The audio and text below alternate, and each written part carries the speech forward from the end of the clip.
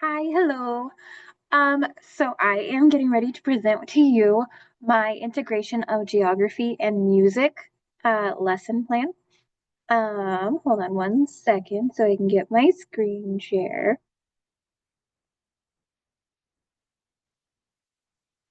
Okay, so here we go. And what I have is an integration of geography and music, which was my selection. The reason I picked this was because I actually just finished the geography lesson with my students in my classroom. Um, so I wasn't really happy with how it went. I didn't have a lot of fun components to go along with it, so I didn't feel like there was a lot of retention. So as a part of that, I decided I was going to vamp it up, and I thought this was a really cool way to vamp up the lesson plan for next year on top of get my class assignment done. So here we go. I'm going to break this all down for you. Uh, Let me put this in presentation. All right, so the focus of this lesson would be to explore geography through regional and cultural sounds. And there's the link right here to the Kansas Social Studies Benchmarks and Standards if you would choose to do it. And it takes you right there, and it tells you the standards that you would go to, um, the standards, benchmarks, and appendices right there. But we're going to hop back over here for us to scoot on along. Maybe. There we go. All right, some of the resources that I picked out to do with this lesson. The first one I really wanted to use as an icebreaker, and it's Alabama Gal. It's a little movement and dance that the class can do. And you can see the video here. It's very simple. I think pretty much any age group could do it. And honestly, any age group would probably enjoy doing something like this. All right. And then for the listening component, this is a story. It's called Hello to All the Children of the World. And I really liked um, the little story. And it's some songs and that kind of stuff that all introduce a bunch of people around the world and their kind of music.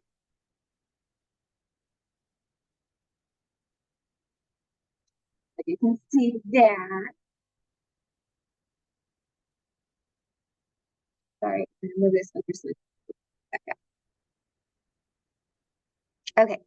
And so for the kids to sing, this was actually a song that I did some research on, and it was really fun. So I had to integrate it in as well.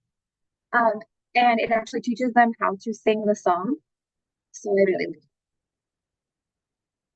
And then playing instruments, this one will teach them to do some percussional stuff.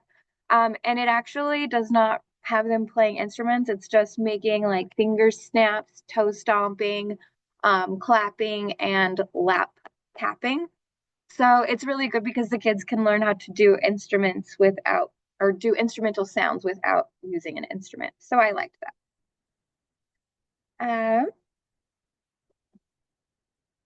And then here are some really full of resources websites. I had the Smithsonian Folkways recordings.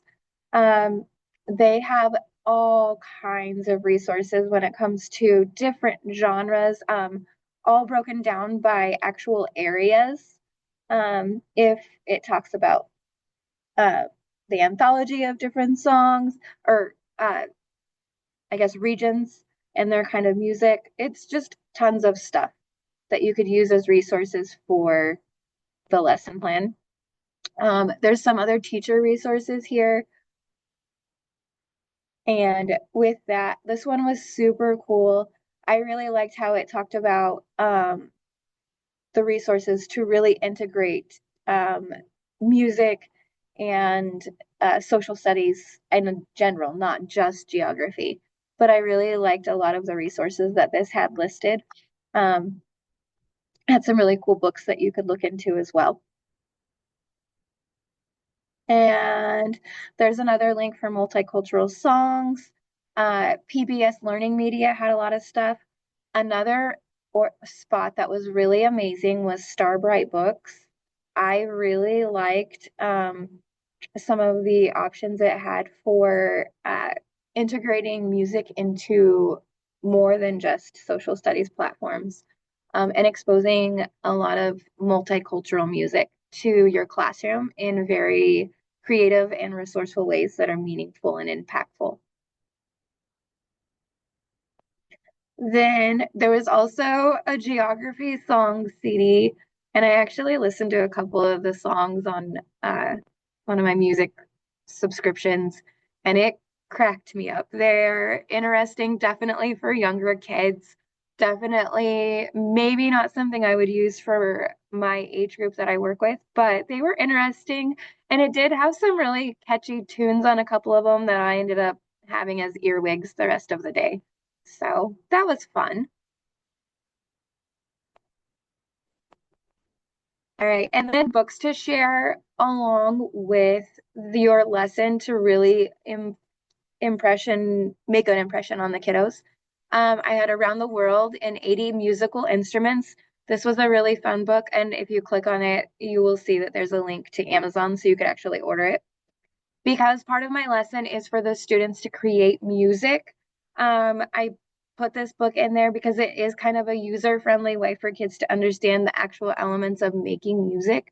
So it's not just guesswork, that kind of gives them some framework for kids that need more structure for the assignment. And then another book was Kofi Loves Music.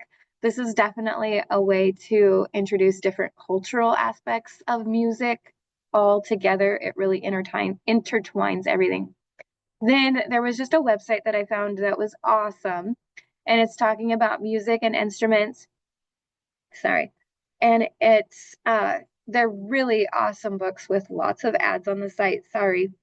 But you can see there's a lot of different ways that you could incorporate for different age groups from the website, and it has links so that you could purchase all of the books.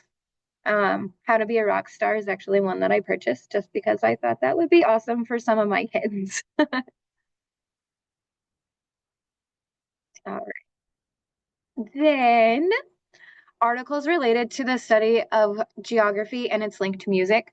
So there is actually a lot of linkage that actually talks about how music integration, when it talks about history or social studies, makes it very much more impactful for our students, as well as makes it more memorable, which are definitely the two keys that teachers we always face, is trying to make sure that it's impactful and meaningful and it's actually memorable so kids can remember it.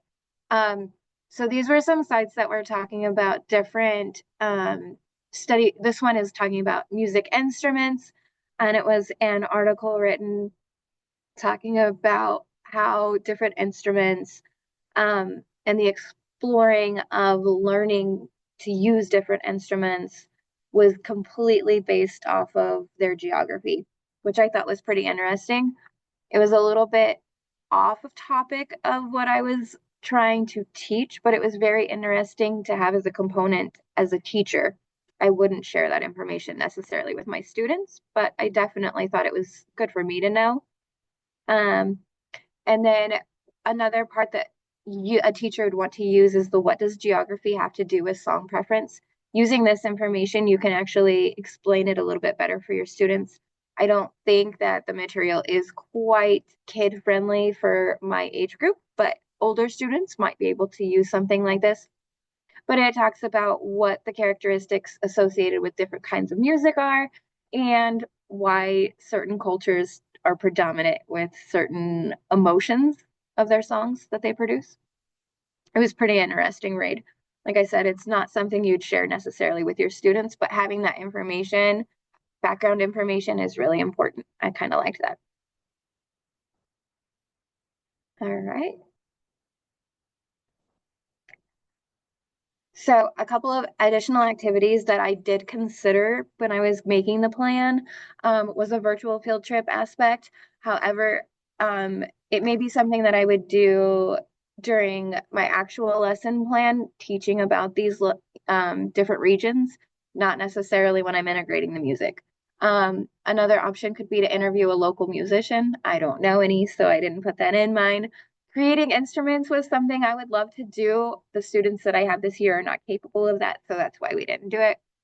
Analyzing folk song lyrics. I thought that would be a really fun way because you could get a lot of cultural information based on what the songs are about in that region.